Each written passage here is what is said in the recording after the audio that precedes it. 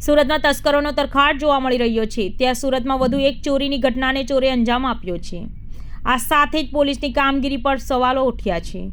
સુરતના લિંબાયત વિસ્તારમાં આવેલ શિવાજીનગરમાં આજે સવારે એક ઘરમાં ચોર ઘૂસ્યા અને મોબાઈલ તેમજ રોકડા 27,000 રૂપિયાની ચોરી કરી ફરાર થઈ ગયા હતા। આ સમગ્ર ઘટના સીસીટીવી કેમેરામાં કેદ થઈ ગયા હતા। ખાસ વાત એ છે કે જ્યારે આ ઘટના ઘટી તે સમયે ફરિયાદીની પત્ની પાણી ભરવા ગઈ હતી। તે સમયે ચોરે લાભ લઈને ચોરીને અંજામ આપ્યો હતો। हाल पुलिस गुनो नोंधी વધુ तपास हाथ धरी છે। मेरा नाम मोहम्मद वसीम है। मैं छत्रपति शिवाजी नगर प्लॉट नंबर 60 में रहता हूँ। मेरी वाइफ पानी नीचे भरने गई थी। मैं ऊपर सोया था।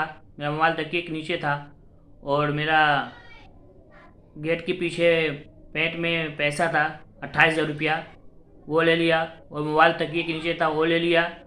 उसके बाद में मेरी वाइफ आई नीचे से ऊपर, फिर देखी कि मेरा नीचे कागज़ों का सब फेंका हुआ है, मार्केट का चलान वाला।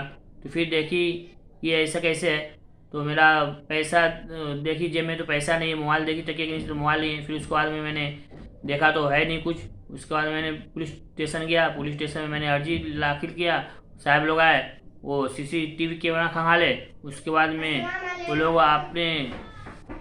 अपना कार्रवाई आगे किए। उसके बाद में चोर भी पकड़ा गया है। उसके बाद में वो आगे का कार्रवाई चालू है।